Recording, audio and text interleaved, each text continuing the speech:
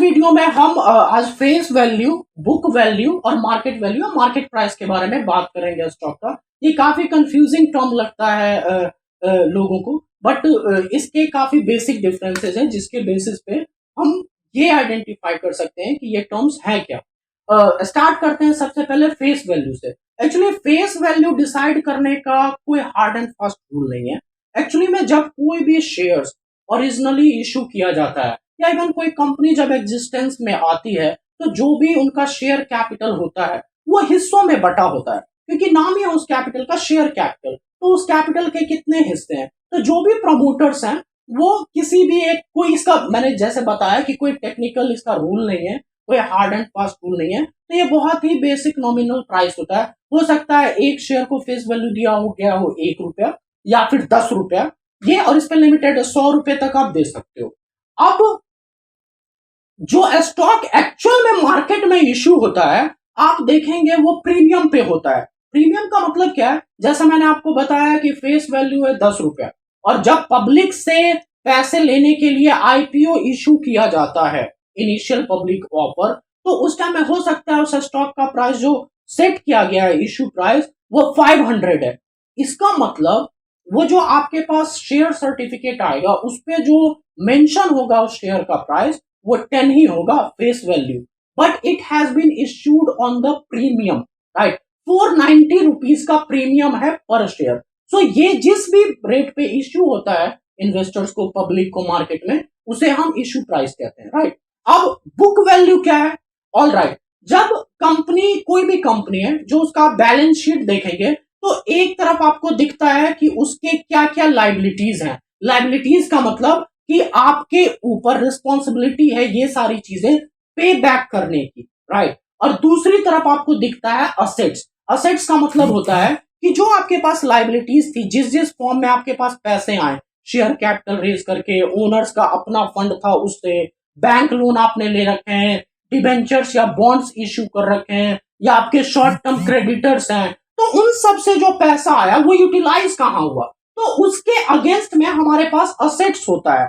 Assets like building है, land है, machinery है, प्लांट्स है, स्टॉक्स है। स्टॉक्स मतलब गुड्स के स्टॉक्स है, और साथ में काफी सारे आप इंटेंजिबल असेट्स भी देखेंगे। इंटेंजिबल असेट्स का मतलब क्या है? गुडविल, पेटेंट, ट्रेडमार्क, जिसकी वैल्यू एक्चुअली में तरीका होता है कैलकुलेट करने का, बट वो इंटेंजिबल होता है क्योंकि वो रियलिटी में वी कैन नॉट सी और टच दैट, तो उसके एग्जिस्टेंस हमें दिखती नहीं है, राइट।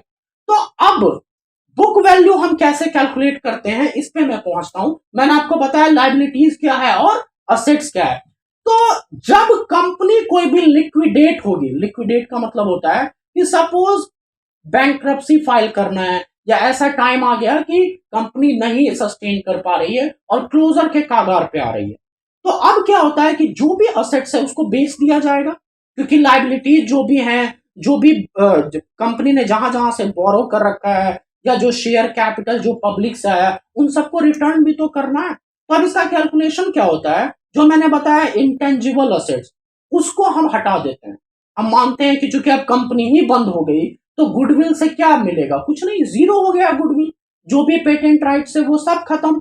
तो अब उनके पास जो जो टेंजिबल असेट्स बचे हैं, लैंड, बिल्डिंग, मशीनरी, गुड्स के stock, cash in hand, cash at bank, इन सब को, इन सब में से जो आपके एक्सटर्नल लाइबिलिटीज हैं उसको माइनस कर दो, पे ऑफ कर दो। बैंक लोन आपको देना है, शॉर्ट टर्म जो क्रेडिटर्स थे, जो छोटे मोटे उधार वाले लोग हैं, उनको देना है, प्रेफरेंस शेयर्स वालों को देना है, बॉन्ड्स डिवेंचर्स वालों को देना है। इन सब को पे करने के बाद बारी आती है इक्विटी शेयर होल्डर की, क्योंकि चूंकि equity share holder owners of the company होते हैं, तो ऑब्वियस बात है ओनर खुद पैसा कब मिलता है उसको, जब आप बाकी रिस्पॉन्सिबिलिटी, लाइबिलिटी पे ऑफ कर देते हो, राइट। तो अब सबको पे करने के बाद जो भी अमाउंट आपके पास बच रहा है, उस अमाउंट को आप डिवाइड कर देते हो total number of equity shares outstanding. तो फॉर एग्जाम्पल, अगर आपके पास सारा असेट्स बेचने के बाद और लाइबिलिटीज पे करने के बाद फॉर एग्जाम्पल 1 करोड़ बच रहा है, और आपके जो आउटस्टैंडिंग शेयर्स थे वो भी 1 करोड़ थे, तो यानी कि total remaining amount 1 crore divided by number of outstanding equity shares 1 crore, is equal to 1।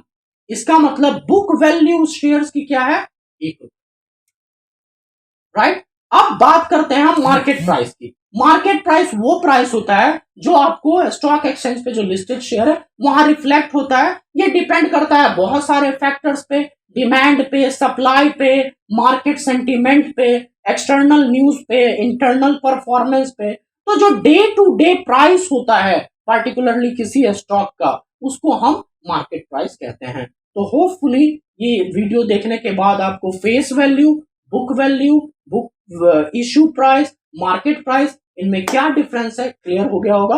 अगर कोई भी डाउट रिगार्डिंग इसके आता है आपको तो प्लीज मुझे कमेंट बॉक्स में लिख के बताएं, मैं इसमें जो भी और एडिशन कर पाऊंगा करूंगा। Thank you so much.